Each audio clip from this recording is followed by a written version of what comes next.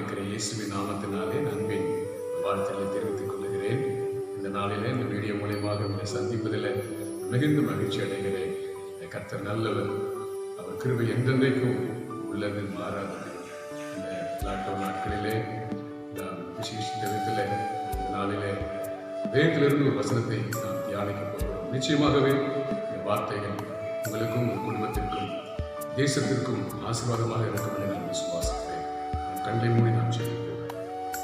அன்பின் பரலோக பிதாவே, ஆசீர்வதிக்கப்பட்ட நல்ல வேலைக்காக நன்றி செலுத்தி செபிக்கிறோம். ஆண்டவரே, இந்த வீடியோ மூலமாக ஆண்டவரே தகப்பனே ஸ்தோத்திரம் அப்பா, நாங்கள் கூடி வருவதற்கு நீ தந்த பெரிய தயவுக்காக கிருபைக்காக நன்றி செலுத்தி செபிக்கிறோம். இந்த வாய்ப்புக்காக நன்றி செலுத்தி செபிக்கிறோம். ஆண்டவரே, உடைய வார்த்தை நாங்கள் தியானிக்க போகிறோம். ஐயா, நீர் உடைய வார்த்தையை மகிமைப்படுத்தி வைத்திருக்கிறீர் என்று சங்கீதக்காரன் சொல்கிறேன். அப்படியாய் தகப்பனே, மகிமைப்படுத்தப்பட்ட வார்த்தையை தியானிக்கும் பொழுது ஆண்டவரே, எங்கள் வாழ்விலும் ஆண்டவரே மகிமை உண்டாகும்படி, எங்கள் வாழ்க்கையிலும் ஆசீர்வாதங்கள் உண்டாகும்படி, எங்கள் வாழ்க்கையிலும் ஆண்டவரே அதிசயம் நடக்கும்படி ஜெபித்து ஒப்புக் கொடுக்கிறோம். ஆண்டவரே அப்பா, துதிக்கிறோம், ஸ்தோத்திரிக்கிறோம். ஆண்டவரை ஸ்தோத்திரிக்கிறோம் அப்பா, மகிமைப்படுத்துகிறோம். ஆண்டவரை மகிமைப்படுத்துகிறோம் அப்பா. இப்பொழுதும் ஆண்டவரை யாரெல்லாம் இந்த வீடியோ மூலமாய் தகப்பனே இதை கேட்டுக்கொண்டிருக்கிறார்களோ ஐயா தகப்பனே ஸ்தோத்திரம் அப்பா, அவர்கள் வீடு முழுவதும் ஆண்டவரை உடைய அபிஷேகம் இறங்கி வரும்படியாக ஜெபித்து ஒப்புக் கொடுக்கிறோம் அப்பா. உடைய வல்லமை கடந்து வரும்படியாக ஜெபித்து ஒப்புக் கொடுக்கிறோம். நாங்கள் சுகத்தோடு கூட வாழ்வதோடு சித்தம் ஆண்டவரே, எனக்கு சித்தம் உண்டு, சுத்தமாக என்று சொல்லி ஆண்டவரே அன்றைக்கு குஷ்டரோகியை தொட்டு சுகமாக்கின அதே தெய்வம் ஆண்டவரே, இன்றைக்கும் தகப்பனே வீடு மூலமாய் பார்க்கிற ஒவ்வொரு பிள்ளைகளை ஆவிலே ஆத்மாவிலே சரீரத்தில் இருக்கிற பலவீனங்களும் போராட்டங்களும் வியாதிகளும் விலகும்படியாக ஜெபித்து ஒப்புக் கொடுக்கிறையா. கர்த்தர் ஒரு சுகத்தை தந்து ஆண்டவரே ஆஸ்வதிக்கும்படியாக ஜெபித்து ஒப்புக் கொடுக்கிறோம். தொடர்ந்து நடத்தும், மகிமைப்படுவீராக. இயேசுவின் நாமத்தில் ஜெபிக்கிறோம் நல்ல பிதாவே. ஆமென், ஆமென், ஆமென். பிரியமானவர்களே, வேதத்திலே ஏசாயாவின் புஸ்தகம் 53ஆம் அதிகாரம் 5ஆம் வசனத்திலே 1 பேதுரு 2:25 வாசிக்கும் பொழுது, என்னுடைய தழும்புகளால் குணமானீர்கள் என்று வேதத்தில் வாசிக்கிறோம். அவருடைய தழும்புகளால் கர்த்தர் நம்மை சுகமாக்குகிறார் என்று வேதத்தில் வாசிக்கிறோம். தான் தியானிக்க போகிறோம். இதற்கு முன்பதாக பாடல் வரியை பாடி ஆண்டவரை திருத்து விட்டு மகிமைப்படுத்தி விட்டு நாம் தொடர்ந்து இந்த வசனத்தை நாம் தியானிக்கலாம்.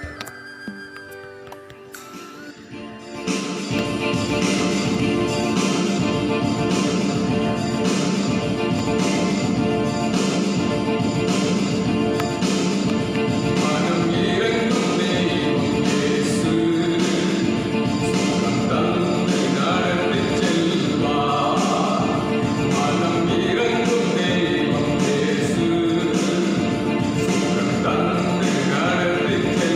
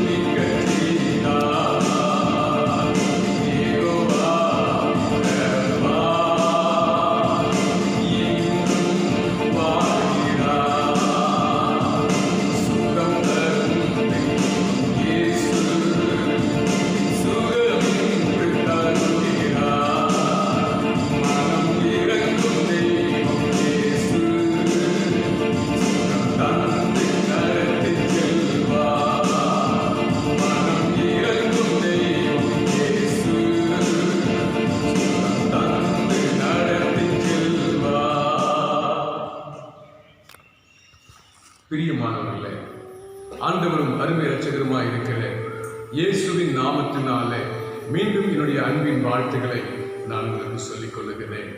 ஏசாயா 53 அதிகாரம் 5 வசனம், 1 பேதுரு 2 அதிகாரம் 25 வசனம். இந்த 2 வசனங்களை வாசிக்கும் பொழுது வேதம் சொல்கிறது, அவருடைய தழும்புகளால குணமாகிறோம், அவருடைய தழும்புகளால குணமானீர்கள் என்று சொல்லி வேதத்தில் வாசிக்கிறோம். பிரியமானவர்களே, அப்படியானால் இதில் இருக்கிற ஒரு சத்தியத்தை உங்களுக்கு நான் சொல்லி உங்களோடு கூட நான் ஜெபிக்க விரும்புகிறேன்.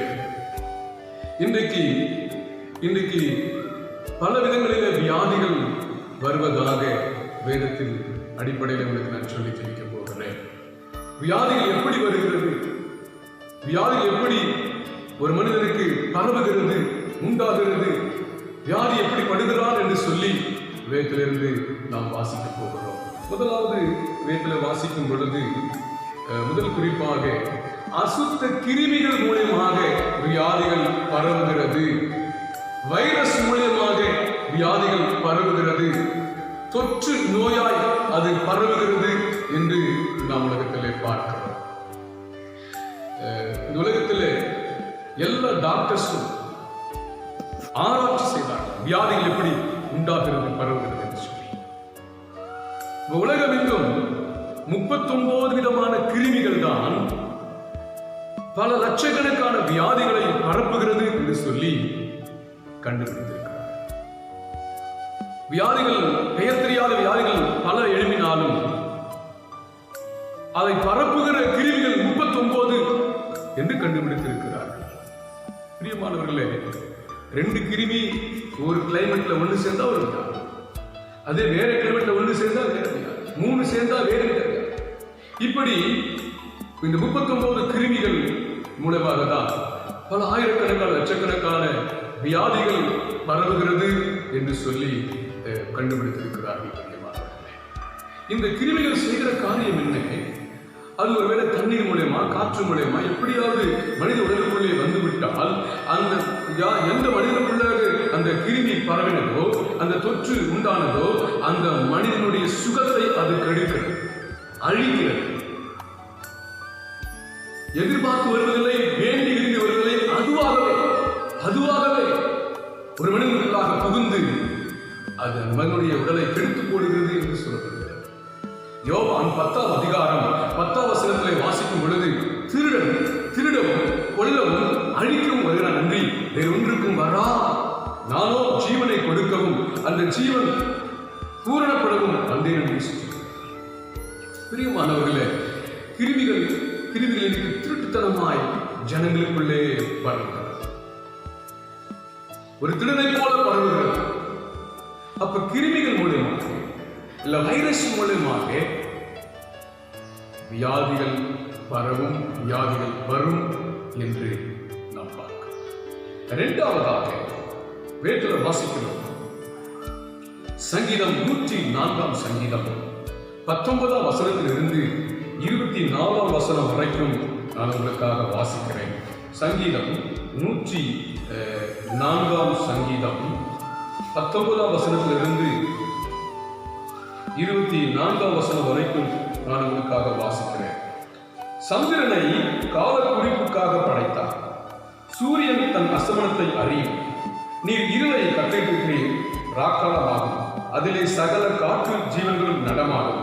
பால சிங்கங்கள் இலைக்காக கெர்ச்சித்து தேவனால் தங்களுக்கு ஆகாரம் கிடைக்கும்படி தேடும். சூரியன் உதிக்கையில் அவைகள் ஒதுங்கி தங்கள் தாவரங்களில் படுத்துக் கொள்ளும். அப்பொழுது மனுஷன் சாயங்காலம் மட்டும் தன் வேலைக்கும் தன் பண்ணைக்கும் புறப்படுகிறார். இது எதை குறிக்கிறதுன்னு சொன்னால், இயற்கையாகவே ஆண்டவர் மிருகங்கள் இரவு நேரங்களிலே ஆகாரம் தேட வேண்டும், பகலெல்லாம் அது ஓய்வெடுக்க வேண்டும் என்றும், மனிதன் பகலெல்லாம் வேலை செய்ய வேண்டும், இரவிலே அவர் ஓய்வெடுக்க வேண்டும் என்று சொல்லி ஆண்டவர் வைத்திருக்கிறார். அதைத்தான் வசனம் சொல்லுகிறது. இது இயற்கையாக கர்த்தர் வைத்திருக்கிறார். மனிதர்கள் பகலிலே வேலை செய்ய, இரவிலே ஓய்வெடுக்க வேண்டும். மிருகங்கள் பகலிலே ஓய்வெடுத்து இரவிலே இறை தேட வேண்டும் என்று ஆண்டவர் வைத்திருக்கிறார். இது இயற்கை. ஆனால் இன்றைக்கு மனிதன் அதை மீறி இருக்கிறான். இயற்கையை மீறும் பொழுது வியாதி வரும். இயற்கையை மீறும் பொழுது வியாதி வரும். இன்றைக்கும் ஐடி நிறுவனங்களில் வேலை செய்கிறவர்கள் சொல்கிறார்கள், ஐயா சாயந்தரம் 6 மணியிலிருந்து விடிய காலம் 6 மணிக்கு இரவெல்லாம் நாங்கள் வேலை செய்கிறோம். இரவெல்லாம் நாங்கள் வேலை செய்கிறதுனால, எங்கள் தூக்கத்தை நாங்கள் விட்டு வேலை செய்கிறதுனால எங்களால் பகல்ல நாங்கள் வேற எந்த வேலையும் செய்ய முடியாது. நாங்கள் பகல் முழுவதும் தூங்குவோம். ஒரு வாலிப சகோதரி சொன்னார்கள், ஐயா நான் வேலையை விட்டு வருவேன், அவசரமா நேரத்தில் சாப்பிட மாட்டேன், எனக்கு தூக்கம் தான் பிரதானமாக இருக்கும், ஓடி படுத்துக் கொள்வேன், அலாரம் வைத்திருப்பேன், 3 மணிக்கு எழுந்திருப்பேன், வேக வேகமாக கிளம்புவேன், சாப்பிடுவேன், கேப் வந்துவிடும், என்னை கொண்டு போவதற்காக ஓடி விடுவேன், மற்ற எந்த வேலையும் செய்ய மாட்டேன், அதெல்லாம் தூங்கி இருப்பேன். அதனால என்ன, பணம் கிடைக்கிறது, ஆனால் அநேகருடைய வாழ்க்கையில் சுகம் இல்லை, அநேக குடும்பங்களில் நிம்மதி இல்லை. இயற்கை மனிதன் எப்போது மீறுகிறானோ அப்போது வியாதி என்ற விதத்தில் வாசிக்கிறோம். இன்னும் ஒன்று காரியம் சொல்லுகிறேன், ஒரு மனிதன் என்று சொன்னால் 3 வேளை சாப்பிட வேண்டும், இது இயற்கை. சிலரை பார்த்திருக்கிறேன், நான் சின்ன பிள்ளையா இருக்கும்போது மிகுந்த கஷ்டத்தின் சூழ்நிலையில எங்க அம்மா ஒரு வேளை சாப்பிடுவாங்க. அதனால அவங்க ரொம்ப விளைவிப்பட்டு போனாங்க. புரிந்து கொள்ளுங்க, 3 வேளை சாப்பிடுறது இயற்கை. ஆனா அதை மீறி 3 வேளை சாப்பிடுவது, சில சண்டை போட்டுக்கொண்டு உண்ணாவிரதம் இருப்பது, அது உபவாசம் அல்ல, உண்ணாவிரதம் இருப்பது, இதெல்லாம் உடம்பை பாதிக்கும், வியாதியை கொண்டு வரும். இன்னும் சிலர் இருக்கிறாங்க, 3 வேளைக்கு பதிலா 5 வேளை சாப்பிடுவாங்க, 6 வேளை சாப்பிடுவாங்க, சில சாப்பிட்டுட்டே இருப்பாங்க. பிரியமானவர்களே, அதுவும் வியாதியை கொண்டு வரும். பிரியமானவர்களே, இயற்கையை மீறுவது வியாதியை கொண்டு வரும் என்று வேதத்திலே வாசிக்கிறோம். அதே சமயத்தில் ஓய்வு எடுக்க வேண்டிய நேரத்தில் ஓய்வு எடுக்கும். நம்முடைய உடம்புக்கு, நம்முடைய சரீரத்துக்கு ஓய்வு தேவை. சிலர் ஓய்வே, அது இயற்கை, அது இயற்கை. சிலர் ஓய்வே எடுக்காம வேலை செஞ்சு இருப்பாங்க, ஓடிக்கிட்டே இருப்பாங்க, சரியான நேரத்துக்கு சாப்பிட மாட்டாங்க, சரியான நேரத்துக்கு சாப்பிடணும், அது இயற்கை. சிலர் அது இயற்கை மீறுகிறார்கள். அல்சர் போன்ற வியாதி எல்லாம் அன்டைம்ல சாப்பிடறதுனால சொல்றாங்க. பிரியமானவர்களே, ஓய்வு எடுக்க வேண்டிய நேரத்தில் ஓய்வு எடுக்கணும். ஓய்வு எடுக்க வேண்டிய நேரத்தில் அநேக ஓய்வு எடுக்காதனாலே வியாதி படுகிறார். முதலாவது சொன்னேன், கிருமிகளினாலே வியாதி பரவுகிறது. 3ஆவதாக சங்கீதம் 107:17 வசனத்தில் வாசிக்கும் பொழுது, உங்களுக்காக நான் வாசிக்கிறேன். சங்கீதம் 107:17 வசனம், நிர்மூடர் தங்கள் பாதக மார்க்கத்தாலும் தங்கள் அக்கிரமங்களினாலும் நோய் கொண்டு ஒடுங்கி போகிறார்கள். வேதம் சொல்லுகிறது, 3ஆவதாக வியாதி எப்படி வருகிறதா, பாவத்தினாலே வியாதி வருகிறது என்று இந்த வசனத்தில் வாசிக்கிறோம். சங்கீதம் 103 கூட 3ஆம் வசனத்திலிருந்து 6ஆம் வசனம் வரைக்கும் வாசிக்கும் பொழுது, அவர் உன் அக்கிரமங்கள் எல்லாம் மன்னித்து உன் நோய்கள் எல்லாம் குணமாக்கி உன் பிராணனை அழிவுக்கு விலக்கி மீட்டு உன்னை கிருபையினாலும் இரக்கங்களாலும் முடிசூட்டி நன்மையினாலும் உன் வாயை திருப்தியாக்குகிறார். கழுகுக்கு சமானமாய் உன் வயது திரும்ப வாழ வயது போலாகிறது. ஒடுக்கப்படுகிற யாவருக்கும் கர்த்தர் நீதியும் நியாயத்தையும் செய்கிறார் என்று வேதத்தில் வாசிக்கிறார். ஒரு மனுஷனை சுகமாக்கும் பொழுது ஆண்டவர் சொல்லுகிறார், இங்கே அவர் உன் அக்கிரமங்களெல்லாம் மன்னித்து உன் நோய்களை குணமாக்கி. அப்போ வியாதி வந்ததற்கு காரணத்தை சொல்லுகிறார், உன் அக்கிரமத்தினாலே போடப்பட்டிருக்கிறது. பிரியமான 38 வருஷமாய் பெலிஸ்தா குளக்கரையிலே படுத்திருந்தவனை ஆண்டவர் சுகமாக்கும் பொழுது, பிரியமானவர்களே, உன் பாவம் உனக்கு மன்னிக்கப்பட்டது, உன் படுக்கை எடுத்துக்கொண்டு நட என்று ஆரம்பித்தார். 38 வருஷமாய் அவன் வியாதிப்பட்டதற்கு காரணம் இயேசு சொல்லுகிறார், அவனுடைய பாவம். எல்லா வியாதியும் வருவது பாவத்தினால அல்ல, ஆனால் இன்றைக்கும் அநேக நேரங்களிலே பாவம் செய்கிறதுனாலே வியாதி வருகிறது. பிரியமானவர்களே, குடிக்கிறவர்களுக்கு லிவர் கெட்டு போகுதுன்னு சொல்லுகிறார்கள். இன்னும் விபச்சார பாவங்களிலே ஈடுபடுகிறவர்களுக்கு எய்ட்ஸ் போன்ற வியாதி வருதுன்னு சொல்லுகிறார்கள். பிரியமானவர்களே, பாவத்தினாலே இன்னைக்கு வியாதி. 4ஆவதாக அசுத்த ஆவியினாலே வியாதிகள் வருகிறது. பிசாசு கிரியினாலே வியாதிகள் வருகிறது என்று வேதத்திலே வாசிக்கிறோம். லூக்கா என்ற சுவிசேஷம் 13ஆம் அதிகாரம் 11ஆம் வசனத்தை உங்களுக்காக நான் வாசிக்கிறேன். லூக்கா 13ஆம் அதிகாரம் 11ஆம் வசனம். அப்பொழுது 18 வருஷமாய் பலவீனப்படுத்தும் ஆவியை கொண்ட ஒரு ஸ்திரீ அங்கே இருந்தால், அவள் எவ்வளவும் நிமிரக்கூடாத கூனியாய் இருந்தாள். வேதம் சொல்லுகிறது, 18 வருஷமாய் பலவீனப்படுத்துகிற ஒரு ஆவியை உடைய ஒரு ஸ்திரீ. ஒரு ஆவி ஒரு ஸ்திரியை பிடித்து வைத்திருந்தது. அந்த ஆவிக்கு பேரு பலவீனப்படுத்துகிற ஆவி என்று போடப்பட்டிருக்கு. அந்த பலவீனப்படுத்துகிற ஆவி அவளுக்குள்ள இருந்தபடினாலே மற்றவரை போல அவள் நிமிர்ந்து நிற்க முடியவில்லை. அவள் கூன் விழுந்தவளாய் மாறிப்போம். அந்த கூனுக்கு காரணம் அந்த அசுத்த ஆவி என்று போடப்பட்டிருக்கு. இயேசு அவளை கண்டார். அவள் மேலே கரங்களை வைத்து அவளை சுகமாக்கினார் என்று வேதத்தில் வாசிக்கிறோம். பிரியமானவர்களே, இன்றைக்கு வியாதிக்கு காரணத்தை வேதத்திலிருந்து வாசித்தோம். ஒன்று, கிருமினாலே வருகிறது, வைரஸ்னாலே வருகிறது. இரண்டாவது, இயற்கையை மீறும் பொழுது வியாதி வருகிறது. மூன்றாவது, பாவ வாழ்க்கை மூலமாக வியாதிகள் வருகிறது. நான்காவதாக, அசுத்த ஆவியினாலே வியாதிகள் வருகிறது. ஊழியத்தில் அநேகத்தில் செய்வனாலே பாதிக்கப்பட்ட, மந்திரத்தினாலே பாதிக்கப்பட்டவருக்கு ஜெபித்திருக்கிறது. சிலத்துல செய்வனை செய்து வயிறு வீங்கி வருகிறார், கை காலெல்லாம் வீங்கி வருகிறார், காலெல்லாம் ஒரு கறிக்கட்டையை போல மாறி வருகிறார். ஜெபிக்கும் பொழுது கட்டிலை உடைத்து, ஜெபிக்கும் பொழுது கத்தர் கட்டிலை உடைத்த பிறகு அவர் சுகமாகிறார். வயிறு நல்லா, கால் கை வீக்கம் நல்லா. பிரியமானவர்களே, இது மந்திர கிரியினாலே வருகிறது. பிசாசு கொண்டு வருகிற வியாதி. ஒருமுறை பேரு மாமியை ஆண்டவர் இயேசு சுகமாக்க வருகிறது. வேதத்தில் வாசிக்கிறோம், அவர் ஜுரத்தை கடிந்து கொண்டார் என்று போடப்பட்டது. He rebuked the fever என்று போடப்பட்டது இங்கிலீஷ் வேதத்தில். சாதாரணமான ஒரு ஜுரமா இருந்தா பிதாவிட்ட கெஞ்சி ஜெபிச்சிருக்கலாம், இயேசுவே பிதாவே சுகமாக்கும் என்று சொல்லி. ஆனால் மாறாக அவர் கடிந்து கொண்டார் வேதத்தில் வாசிக்கிறோம். பிசாசை தான் கடிந்து கொண்டார். மாறாக இயேசு ஜுரத்தை கடிந்து கொண்டார் வேதத்தில் வாசிக்கிறோம். சில நேரங்களில் பிசாசினாலே ஜுரம் வருது. கிராமத்தில் ஊழிய செய்கிறபடினாலே அநேக சின்ன பிள்ளைகளை கொண்டு வருவாங்க, குழந்தை கொண்டு வருவாங்க. ஐயா, இரவானத பிள்ளை அலறுதை, கத்துது, ஜுரம் அதிகரிக்கிறது, இந்த பிள்ளை அலறுது, காய்ச்சல் பயங்கரமா இருக்குது. விடிஞ்சவொடனே நான் நார்மலா இருக்கிறேன், பகலெல்லாம் இல்லை, இரவு வந்தா அப்படி இருக்குன்னு சொல்லி ஏதோ ஒரு அசுத்தாவி இந்த பிள்ளையை பயமுறுத்தினபடினாலே, அந்த அசுத்தாவி இந்த பிள்ளையை தொட்டபடினாலே ஒரு காய்ச்சல், ஒரு ஜுரம். ஆனா எல்லா ஜுரமும் அப்ப பிசாசு கொண்டு வருவது அல்ல. எல்லா காய்ச்சலுக்கும் பிசாசு காரணம் அல்ல. சில நேரங்களில் பிசாசு பிடித்தவர்களுக்கு அப்படிப்பட்ட ஒரு சிம்டம் ஏற்படுவார். அதனால பிசாசு மூலமாக, பிசாசின் கிரியை மூலமாக வியாதிகள் வருகிறது. எப்படி வந்திருந்தாலும் சரி, ஆண்டவராக இயேசு சொல்லுகிறார், என்னுடைய தழும்புகளாலே உங்களை குணமாக்குவேன், என்னுடைய தழும்புகளாலே நீங்கள் குணமாட்டீர்கள். ஏன் ஆண்டவர் நம்மை சுகமாக்க விரும்புகிறார்? ஒரு 3 காரியத்தை நான் சொல்லி ஜெபிக்க விரும்புகிறேன். ஏன் ஆண்டவர் நம்மை சுகமாக்க விரும்புகிறார் என்று சொன்னால், அவருடைய சுபாவமே சுகமாக்குகிறது. His nature to heal us. நம்மை சுகமாக்குவதுதான் அவருடைய சுபாவமே.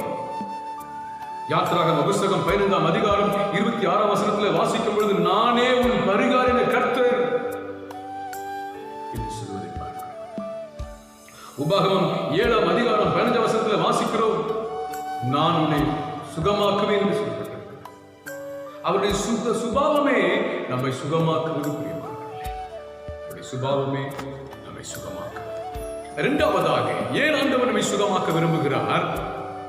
தேவ மகிமைக்காக, அவருடைய நாம மகிமைப்பட வேண்டும் என்பதற்காக நம்மை சுகமாக்குகிறார். வேற ஒன்றுக்கும் இல்லை. மத்தேயு சுவிசேஷம் 9ஆம் அதிகாரம் 2ஆம் வசனத்திலிருந்து 8ஆம் வசனம் வரைக்கும் வாசிக்கும் பொழுது, திமிர்வாதக்காரனை ஆண்டவர் சுகமாக்கினார். இந்த வசனத்தை உங்களுக்காக வாசிக்கிறேன். மத்தேயு 9ஆம் அதிகாரத்தில் 2ஆம் வசனத்திலிருந்து 8ஆம் வசனம் வரைக்கும் வாசிக்கும் பொழுது, அந்த 8ஆம் வசனம் சொல்லுகிறது, ஜனங்கள் அதை கண்டு ஆச்சரியப்பட்டு மனுஷருக்கு இப்படிப்பட்ட அதிகாரத்தை கொடுத்தவராகிய தேவனை மகிமைப்படுத்தினார்கள். அங்கே படிப்பில் கிடந்த ஒரு திமிர்வாதக்காரனை அவரிடத்திலே கொண்டு வந்தார்கள். இயேசு அவருடைய விசுவாசத்தை கண்டு திமிர்வாதக்காரனை நோக்கி, மகனே திடன்கொள், உன் பாவங்களுக்கு மன்னிக்கப்பட்டது என்றார். ஒரு சுகமானால் 8ஆம் வசனம் சொல்கிறது, தேவனை மகிமைப்படுத்தினார்கள். பிரியமானவர்களே, மத்தேயு சுவிசேஷம் 15ஆம் அதிகாரம் 31ஆம் வசனத்தை வாசித்து பாருங்கள். லூக்கா 7ஆம் அதிகாரம் 11ஆம் வசனத்திலிருந்து 16ஆம் வசனம் வரைக்கும் வாசித்து பாருங்கள். லூக்கா 13ஆம் அதிகாரத்தில் 11ஆம் வசனத்திலிருந்து 13ஆம் வசனம் வரைக்கும் வாசித்து பாருங்கள். லூக்கா 17ஆம் அதிகாரம் 12ஆம் வசனத்திலிருந்து 19ஆம் வசனத்தை வாசித்து பாருங்கள். அங்கே தேவன் யாரெல்லாம் சுகமாக்கினாரோ அங்கெல்லாம் தேவன் நாமம் மகிமைப்பட்டது என்பதில் வாசிக்கும்.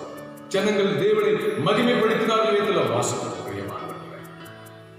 God heals because he wants glory. ஆண்டவர் சுகமாக்குகிறார், காரணம் அவருடைய நாமத்தை மகிமைப்படுத்துவதற்காக. வேதம் சொல்லுது ஏசாயா 48:11, என் மகிமை நான் வேறு ஒருவருக்கு அவர் மாத்திரமே மகிமைப்பட வேண்டும்.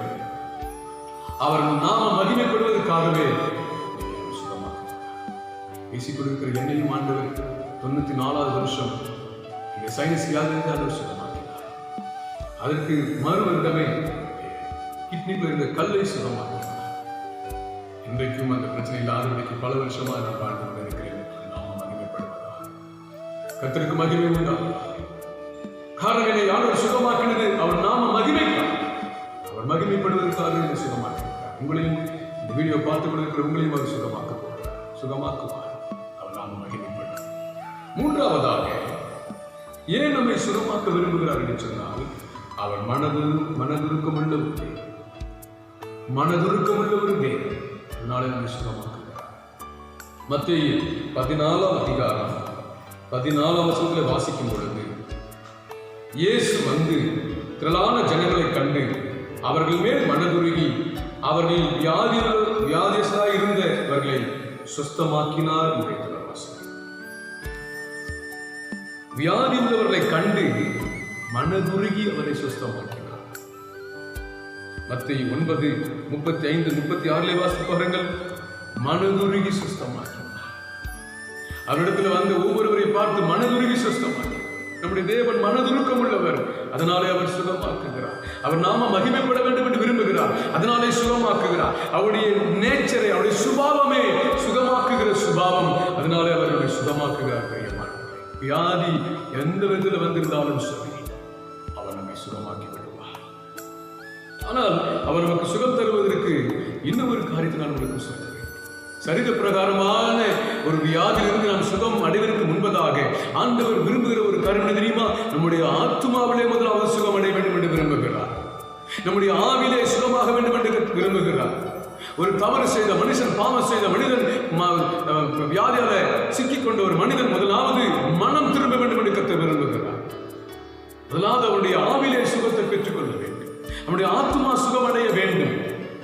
இல்லாத பட்சத்திலே வெறுமன சரீரத்திலே சுகம் பெற்றவர்கள் இன்னைக்கு அநேகரே மறந்து போனார்கள். ஆண்டவர் விரும்புகிற ஒரு காரியம் தெரியுமா? அதனாலதான் அநேக கூட்டங்களிலே முதலாவது நாங்கள் வசனங்களை பிரசங்கிக்கிறோம், வசனங்களை கேட்க சொல்லுகிறோம்.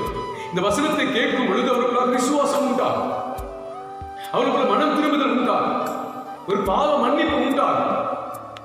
சரீர பிரகாரமான சுகத்தை கொடுப்பதற்கு முன்பதாக ஆண்டவர் நம்முடைய ஆவியை, நம்முடைய ஆத்மாவை சுகமாக்க விரும்புகிறார். ஏதோ ஒரு வியாதியில் கஷ்டப்பட்டுக் கொண்டிருக்கிறீங்களா?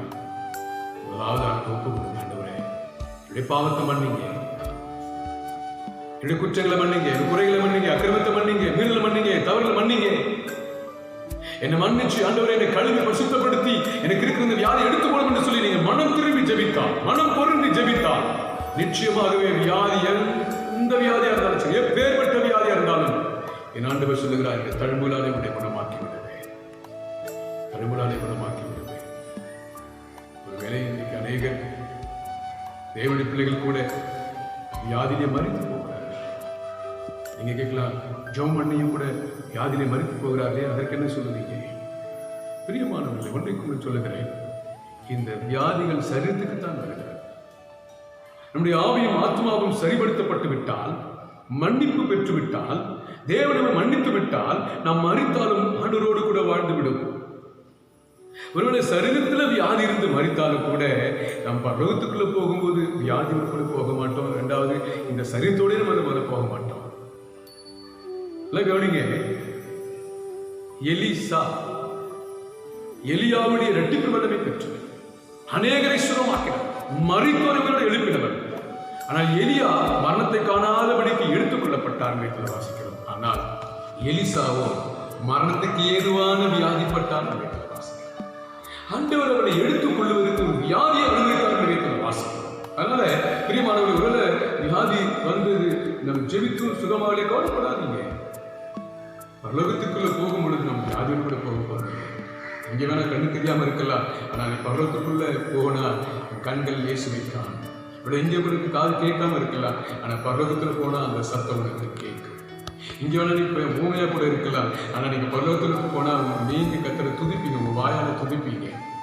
இந்த பூமியில தான் சரீரத்துல சில பாடுகள், வியாதிகள், பலவீனங்கள். ஆனால் பரலோகத்துக்கு போகும்போது இந்த சரீரத்தோடு போவது இல்லை. ஒரு ஆவியின் சரீரத்தோடு போகிறபடினால இந்த வியாதி பெரிய தடையில்லை. அதனால ஆண்டு சுகமாக்க மாட்டார் அல்ல, நிச்சயம் சுகம் தருவார். சுகம் தருவார், நிச்சயம் சுகம் தருவார். வியாதி எந்த விதத்தில் வந்திருந்தாலும் சரி, நீங்க செய்ய வேண்டியது ஒரே ஒரு காரியம், தாழ்த்து செய்வீங்க, ஒப்பு கொடுத்து செய்வீங்க, ஒப்பு கொடுத்து செய்வீங்க. அநேகர் போன் பண்ணி சொல்றாங்க, பாஸ்டர் பயமா இருக்கு, எங்க தெருவில் கொரோனா பாதிக்கப்பட்டுச்சு, தெருவில் லாக் பண்ணிட்டாங்க, எனக்காக ஸ்பெஷலாக ஜாப் பண்ணுங்க. நான் சொன்ன பயமா இருக்கா? பயப்படுறீங்களா? பயப்படாதீங்க, கர்த்தரோடு கூட இருக்கிறார். அது உங்களை தொடாது பாதுகாத்து, அப்படி தொட்டாலும் சுகமாக்கி விடுவார். மறித்தா கூட கவலைப்படாதீங்க, நீங்க இயேசு ஊருக்குள்ள இருக்கிறதுனால பரலோகத்துக்கு போயிருங்கன்னு சொல்லிட்டு இருக்கிறேன். பிரியமானவர்களே, ஆண்டவர் உங்களை சுகமாக்குற ஒரு நேரம் வந்து ஜெபிக்க போகிறோம். தழும்புகளாலே குணமானு சொன்னார்.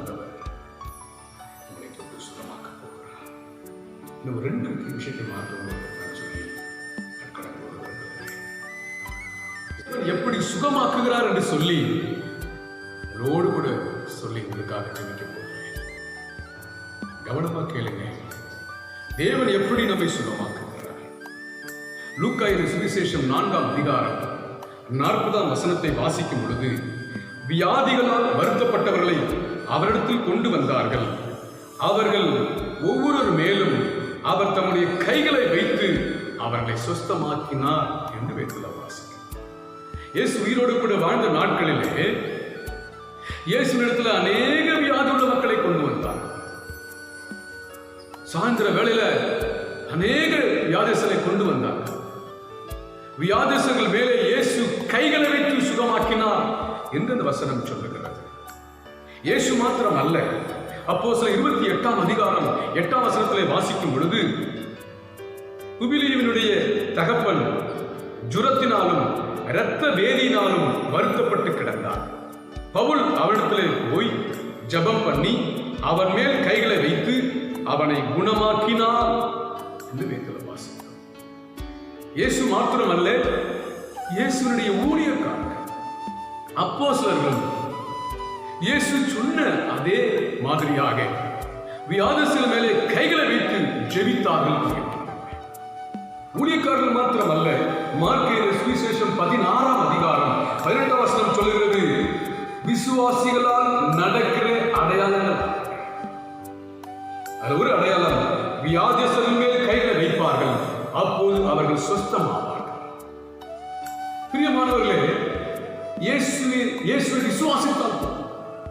இயேசு மெய்யான தெய்வம், அவர் குணமாக்குவார் என்று விசுவாசித்தால் போதும். நம்பினார், நம்பிக்கையோடு கூட யாரை தொட்டாலும் ஆண்டவர் சுகம்.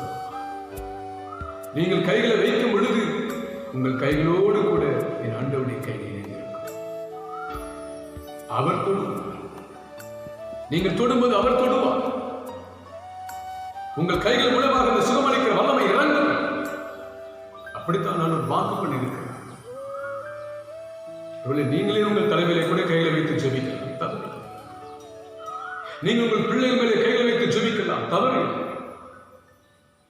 ஊழியக்காரர்கள் தான் ஜெபிக்க வேண்டும் என்று அவசியம் இல்லை. இருந்தால் முடிந்தால் நீங்கள் ஜெபித்துக் கொள்ளலாம். அதனால் ஊழியக்காரர் வேண்டாம் என்று நான் சொல்லவில்லை. ஊழியர்களிடத்தில் ஜெபிப்பது மிகவும் நல்லது. நேரங்களிலே, முடியாத நேரங்களிலே, சந்தர்ப்பம் இல்லாத சூழ்நிலையிலே ஐயோ ஊழியர் இல்லையேங்கிற கவலைப்பட வேண்டிய அவசியம் இல்லை. நீங்களே ஜெபிக்கலாம். நீங்களே உங்கள் கைகளை வைத்து ஜெபிக்கலாம். உங்கள் கைகளிலே அவருடைய கைகள் இணைந்திருக்கும். நீங்கள் விசுவாசித்தால் கர்த்தருடைய மகிமையை பார்க்கலாம். அவர் கைகளினாலே தொட்டு சுகமாக்கினார். இரண்டாவதாக மத்தேயு சுவிசேஷம் 8ஆம் அதிகாரம் 13ஆம் வசனத்தை வாசிக்கும் பொழுது நூற்றுக்கு அதிபதி சொல்லுகிறார், என்னுடைய வேலைக்காரன் வியாதி படுக்கையா இருக்கிறார். நீர் என் வீட்டுக்கு வந்து அவனை தொட்டு சுகமாக்குவதற்கு நான் பாத்திரம் அல்ல. நீங்க இங்கிருந்த ஒரு வார்த்தை சொல்லுங்க, என் வேலைக்காரன் பிழைப்பான் என்று நூற்றுக்கு அதிபதி சொல்லுங்க. பிரியமானவர்களே, இரண்டாவதாக தேவன் தம்முடைய வார்த்தையினாலே சொல்லுவார். என்று சொன்னால் அவரே வார்த்தையா இருக்கிறார். ஆதியிலே ஒரு வார்த்தை இருந்தது, அந்த வார்த்தை தேவனிடத்தில் இருந்தது, அது தேவனாய் இருந்தது என்று யோவான் 3:1 வாசித்தார். வார்த்தையா இருக்கிறார். நம்முடைய தேவன் வார்த்தையா இருக்கிறார். வார்த்தையிலே வல்லமை இருக்கிறது இடத்துல வாசிக்கிறோம். இந்த தேவன் வல்லமை உள்ளவர். நூற்றுக்கு சொல்கிறார், ஒரு வார்த்தை சொல்லும் என் வேலைக்காரன் பிழைப்பான். நீங்கள் சுகமாவதற்கு ஆண்டவர் ஒரு வார்த்தை சொன்னால் நீங்க உலகமே இந்த கொரோனாவை மாற்றுவதற்கு என்னென்னமோ முயற்சித்துக் கொண்டிருக்கிறார்கள், முடியவில்லை. என் ஆண்டவர் ஒரு வார்த்தை சொன்னால் போதும் இந்த கொரோனா மாறும். நான் விசுவாசிக்கிறேன். அல்லேலூயா, அல்லேலூயா. பிரியமானவர்களே, அப்போஸ்தலர் 14ஆம் அதிகாரம் 9, 10 ஆகிய வசனத்தை நான் வாசிக்கும் பொழுது பவுல் பேசுகிறதை கேட்டுக் கொண்டிருந்தார். நீ எழுந்து காலூன்றி நிமிர்ந்து நில் என்று உரத்த சத்தத்தோட சொன்னான். உடனே அவன் குதித்து எழுந்து நடந்தான் என்று வேதத்தில் வாசித்தார். பவுல் பேசினது கர்த்தருடைய வார்த்தை. அதை கேட்டான். அந்த வார்த்தையே அவனை குதித்து எழுந்து நிமிர்ந்து நடக்க செய்தது. பிரியமானவர்களே, பிரியமானவர்களே, நீங்கள் சுகமாக வேண்டுமே ஆனால் அதாவது நீங்கள் வசனத்தை விசுவாசிக்க வேண்டும். கர்த்தருடைய வார்த்தையை விசுவாசிக்க வேண்டும். வார்த்தையை ஏற்றுக்கொள்ள வேண்டும். கர்த்தருடைய சத்தத்தை ஏற்றுக்கொள்ள வேண்டும். அவருடைய சத்தம் தான் முதலாவது ஆவி ஆத்மாவை சுகமாக்குகிறது. அவருடைய வார்த்தை உங்களுக்குள்ளாக ஒரு மாற்றத்தை உண்டாக்குகிறது. அது உங்களுக்கு சரீரம் எளிதிலே சுகமாக பிரியமானவர்களே. சங்கீதம் 107 20வது வசனத்தில் இப்படி வாசிக்கிறோம். அவர் தமது வசனத்தை அனுப்பி அவர்களை குணமாக்கி அவர்களை அழிவுக்கு தப்புவிக்கிறார். அவர் தம்முடைய வசனத்தை அனுப்பி குணமாக்குகிறார். இன்றைக்கும் உங்களுக்கு நேராக இந்த வசனங்கள் புறப்பட்டு வந்து கொண்டிருக்கிறது. இந்த வீடியோ மூலமாக வசனத்தை கேட்டுக்கொண்டிருக்கிற நீங்கள் யாரா இருந்தாலும் சரி, நீங்கள் எங்கிருந்தாலும் சரி, இந்த வார்த்தை மட்டும் விசுவாசித்து விட்டால், ஆண்டவராகிய இயேசு கிறிஸ்துவை நீங்கள் விசுவாசித்து விட்டால், அவருடைய வசனத்தை விசுவாசித்து விட்டால், அவருடைய வல்லமையை விசுவாசித்து விட்டால், இந்த நிமிஷம் நீங்கள் சுகமாக விடுவீர்கள். உங்களுக்காக ஜெபிக்க போகிறோம். அற்புதமான ஒரு சுகத்தை தருகிறார். நான் சொன்ன ஆரம்பத்திலேயே இந்த உலகமெங்கும் பரவி கொண்டிருக்கிற வியாதிக்கு காரணம் 39 கிருமிகள் என்று சொல்கிறேன். இதனாலே தெரியாது ஆண்டவராகிய இயேசு கிறிஸ்துவை கூட 39 சவுக்கை அடினால் இணைந்தார். ஒன்று குறைய நாட்கள். இயேசு கிறிஸ்து கூட எனக்காக உங்களுக்காக 39 சவுக்கை அடிகளை பெற்றார். ஒவ்வொரு அடியின் காயம், உச்சல் தலைவர் உள்ள கால் வரைக்கும் காயம், அவருடைய முதுகு உடம்பட்ட நிலத்தை போல இருந்தது என்று சொல்லி வாசிக்கிறேன். கைகளிலே ராணி வைத்து அடித்தார்கள், காலோடு கால் வைத்து ராணி வைத்து அடித்தார்கள், விழாவிலே ஈட்டியாலை குத்தினார்கள், தலையை முன்னெடை வைத்து கோலால் அடித்தார்கள். உச்சல் தலைவர் உள்ள கால் வரைக்கும் காயப்பட்டார். 39 கசை அடிகளை அவர் காயப்பட்ட அந்த காயத்திலிருந்து வருகிற வல்லமை இருக்கிறதே. 39 கிருமிகள் மூலமாக உலகமெங்கும் பரவி கொண்டிருக்கிற பலவிதம் பல லட்சக்கணக்கான வியாதிகள் சுகமாக்கும்.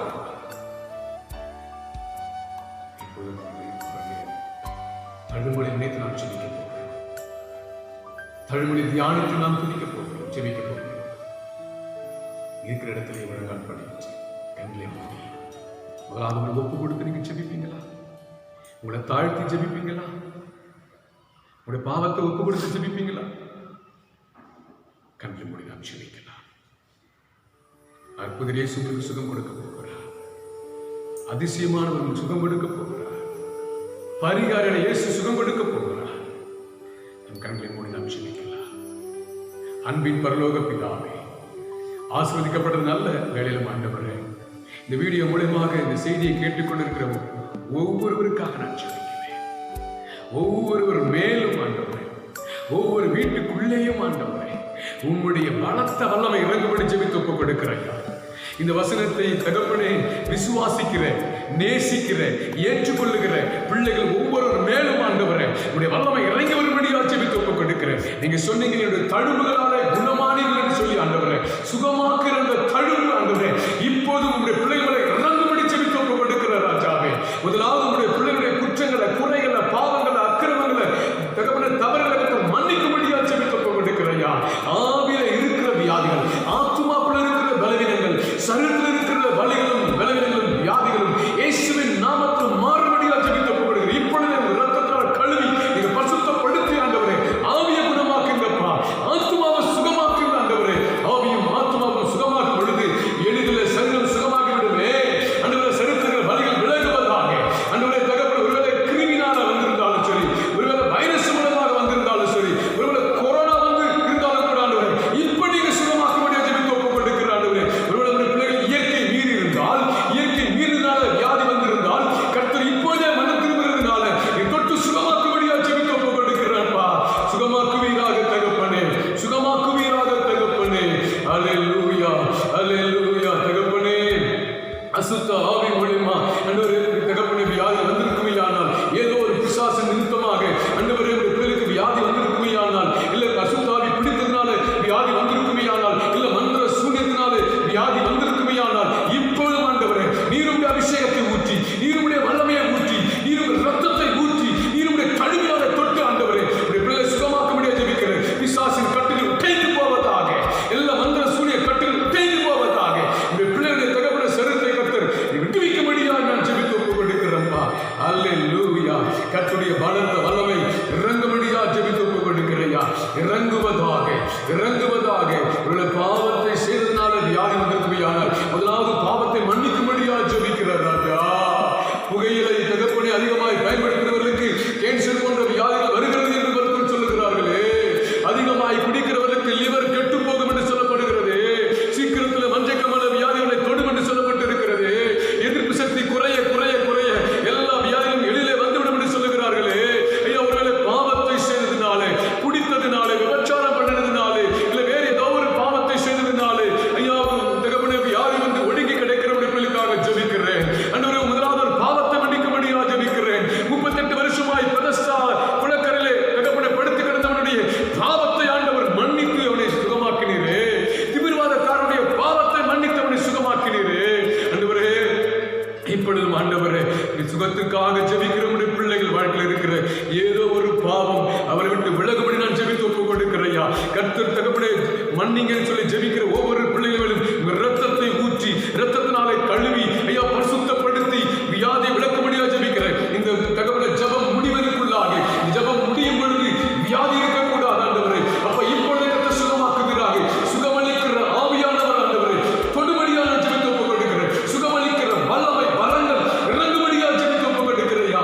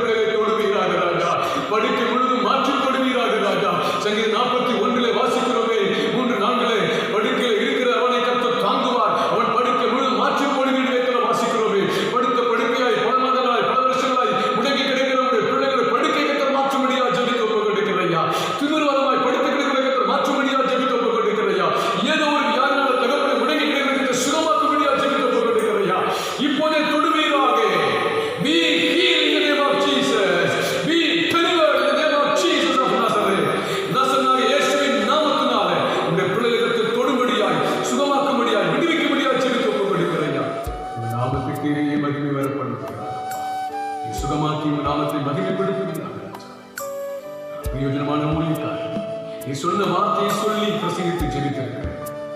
அநேகரை நீ சுகமாக்கி மகிமைப்படும்படிக்கு அப்படி செய்வதற்காக கோடி தொடர்ந்து பிள்ளைகளை தொட்டு சுகமாக்கும், தழும்புகளாலே தொட்டு சுகமாக்கும், ஒரே ஒரு வார்த்தையை அனுப்பி சுகமாக்கும், ஒரே ஒரு வார்த்தை அனுப்பி சுகமாக்கும்.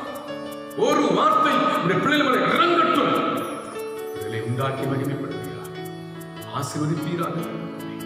இப்படி செய்வதற்காக கோடி சகல துதிகர மகிமை மீட்பரும் இரட்சகரும் இயேசுவின் நாமத்தில் தாழ்மையாக நல்ல பிதாவே, ஆமென்.